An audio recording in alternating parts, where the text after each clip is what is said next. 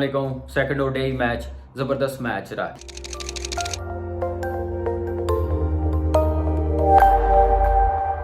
आज भी पाकिस्तान ने टॉस जीता और बॉलिंग करने का फैसला किया।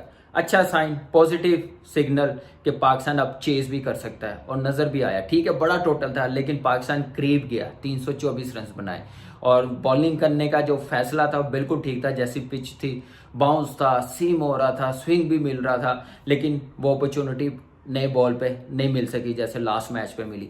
तो उसमें क्रेडिट साउथ अफ्रीका की बैटिंग लाइनअप को देना चाहिए। जैसे ओपनिंग पार्टनरशिप 55 रन की माकरम की, जैसे वो पॉजिटिव क्रिकेट खेल रहा था। डिकॉक टाइम ले रहा था, उसने टाइम स्पेंड किया, फिर उसके बाद देखें कि उसने अपनी शॉट्स खेली हैं और माकरम जैसे 39 रन बना के आउट हुआ। उसके बाद जो प्लस पॉइंट था साउथ अफ्रीका की बैटिंग लाइनअप, बबूमुआ ने जैसे 92 रन बनाए। उसने देखे कि टाइम लिया, सिंगल डबल पे स्ट्राइक रोटेट करता गया।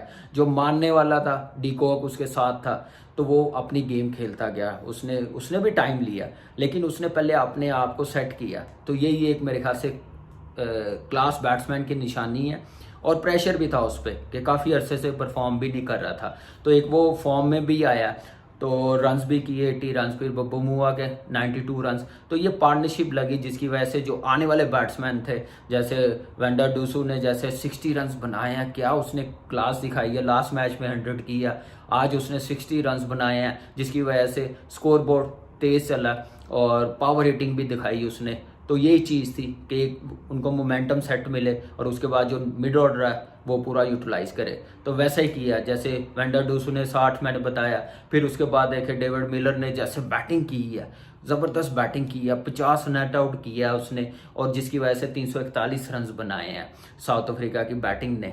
और पाकिस्तान की बॉलिंग को टफ टाइम दिया, जैसे शहीन अर्ली ऑन आउट करता है, फिर हुसनैन ने करके दिया था। लेकिन आज दोनों ऑफ कलर लग रहे थे क्योंकि वो उन्होंने बैटिंग बड़ी ज़बरदस्त की। जो गलतियां लास्ट मैच में की वो दोबारा रिपीट नहीं की, पार्टनरशिप लगाई, टाइम स्पेंड किया, जिसकी वजह से बड़ा टोटल किया। खैर इस ग्राउंड में इतना ही टोटल होता है, साइडें बहुत छोटी होती है, लेकिन उनकी बैटिंग ने बड़ा ज़बरदस्त रिस्पॉन्ड किया और कम बैक किया, एक बड़ा टोटल करके दिखाया। हमारी बॉलिंग में थोड़ी वीकनेस रही है कि bowling up to the mark नहीं हुई, पिचेस के मुताबिक बॉलिंग नहीं हुई। जैसे फ़हीम ने जैसे बॉलिंग की अर्ली ऑन 6 से 7 ओवर, वैसी बॉलिंग नए बॉल पे होती तो शायद हम आज फिर मैच जीतने की पोजीशन में भी होते और आउट भी करते, इतना बड़ा टोटल ना होता। हारिस रऊफ आज प्रेशर में था, लास्ट मैच में जगह सेट नहीं कर पा रहा था अपनी वनडे में। आज उस पर प्रेशर भी था, करना था अच्छा, उसने 3 आउट किए हैं, रिदम अच्छा लग रहा था। लेकिन जो मिडल के ओवर्स हैं शदाब, उससे आउट को होना बड़ा ज़रूरी है। तो मेरे ख्याल से पाकिस्तान टीम इस एरिया में थोड़ा लैक करा। वहाँ पे विकेट टेकिंग स्पिनर ज़रूर होना चाहिए या पेस से आउट करने बड़े ज़रूरी हैं। उस्मान कादिर ऑप्शन है, उनको भी आजमा सकते हैं क्योंकि 6 बैट्समैनों के साथ आपको फ़ायदा नहीं है। अगर आप मेन बैट्समैनों में से 6 बैट्समैनों में से एक 7वें नंबर पे आ जाएगा तो इससे अच्छा आप ऑलराउंडर खिला लें, कोई मेन स्पिनर्स खिला लें, उसका फ़ायदा भी होगा। जैसे उस्मान के पास गुगली है, लेग स्पिन है, फ्लिपर है, तो वो मिडल के ओवर में आके आउट कर सके। तो ये चीज़ करनी पड़ेगी पाकिस्तान को। और उसके बाद जैसे चेस करने आए हैं पाकिस्तान ने, अर्ली ऑन इमाम आउट हुआ, लेकिन उसके बाद जैसे पार्टनरशिप लग रही थी बाबर की और फ़खर की 63 रन की, यही पार्टनरशिप हाईएस्ट लगी है। वो पार्टनरशिप लंबी जाती तो शायद पाकिस्तान टीम ये मैच जीत सकते 324 रन बनाने के बाद। लेकिन पार्टनरशिप लगानी पड़नी थी फ़खर के साथ। जब फ़खर खेल रहा हो तो सिर्फ साथ होना चाहिए स्ट्राइक रोटेट करने वाला, क्योंकि वो पॉजिटिव क्रिकेट अपनी शॉट्स खेलता रहता है। जैसे उसने टाइम भी लिया, पहले 26 बॉलों पे 26 था, फिर उसने 50 किया टाइम लेके, फिर 100 किया, फिर 150 किया, फिर 193 रन। अनफॉर्चुनेटली मैं बोलूँगा कि 200 नहीं कर सकता, 200 नहीं हुआ सॉरी, लेकिन कर जाता तो उसके लिए बड़ा ज़बरदस्त होना था और पाकिस्तान के लिए बड़ी ज़बरदस्त परफॉर्मेंस होनी थी। लेकिन ये पार्टनरशिप लगानी पड़नी थी, वो उसी तरह लगनी थी कि उसके साथ कोई टाइम स्पेंड करता। जैसे दानिश अजीज़, मैं तो देख रहा था कि अगर वो ये सर्वाइव कर जाता स्पेल या बॉलिंग 2-4 ओवर और खेल जाता तो पार्टनरशिप लगती तो पाकिस्तान जीतने की पोजीशन में आ जाता। तो अफसोस हुआ आसिफ अली की शॉट पे। इतना एक्सपीरियंस और इतनी क्रिकेट खेला, इतनी लीग खेला कि इतने ओवर 17-18 ओवर पड़े हुए, तो सिर्फ पार्टनरशिप लगाने की ज़रूरत थी, तो वो बस लगा नहीं सका फ़खर के साथ। अगर वो लग जाती तो शायद आसिफ अली जिस टाइप का बैट्समैन है वो हम और करीब चले जाते, शायद जीतने की पोजीशन में हो जाते।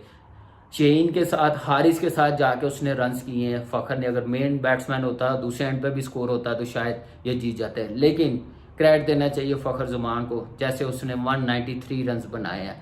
क्या बैटिंग की है, ज़बरदस्त बैटिंग की है और मज़ा भी आया। उसने पहले प्रेशर में था, 50 किए हैं, फिर मैंने जैसे कहा कि 193 रन बनाए हैं। ये क्लास होनी चाहिए कि 50 आपने किए हैं, उसके बाद अपना स्ट्राइक रेट कवर करते हैं। तो वही फ़खर ज़मान ने किया, उसका पूरा फ़ायदा उठाया और ज़बरदस्त बैटिंग की है। और एक होप लग रही थी कि अगर लास्ट ओवर तक भी जा रहे थे तो लग रहा था कि पाकिस्तान जीतने की पोजीशन में था। उसी सूरत होता है इस मौके पे जब दूसरे एंड पे भी स्कोर हो, लेकिन दूसरे एंड पे सिर्फ वो एक बॉल खेलने के लिए शहीन को या हारिस रऊफ को रखा हुआ था, लेकिन ये मिस किया कि पाकिस्तान पार्टनरशिप लगाता तो शायद ये आज सीरीज हम जीत जाते। अभी भी जीतने का चांस है पाकिस्तान के पास, क्योंकि 5 प्लेयर उनके आईपीएल के लिए नेक्स्ट मैच में अवेलेबल नहीं होंगे, चले जाएंगे। तो पाकिस्तान के लिए प्लस पॉइंट है और अच्छा चांस है पाकिस्तान के पास, जीत सकते हैं। कॉन्फिडेंस आया पाकिस्तान को, 324 रन बनाए हैं। फिर साउथ अफ्रीका ने जैसे अर्ली ऑन बॉलिंग की है, जैसे नॉर्जे ने जैसे बॉलिंग की है, 3 आउट किए। अगेन उसने शॉर्ट ऑफ लेंथ पे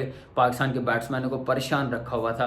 ये चीज़ मेरे ख्याल से उनके काम आई है अर्ली ऑन, जिसकी वजह से विकेटें गिरी हैं। उसके साथ आप देखें कि रबाडा ने अच्छी बॉलिंग की है, लेकिन क्रेडिट देना चाहिए फ़खर ज़मान को, जिन्होंने पैनिक रखा हुआ था साउथ अफ्रीका की बैटिंग लाइनअप को। 193 रन, क्या बैटिंग, क्या अचीवमेंट है।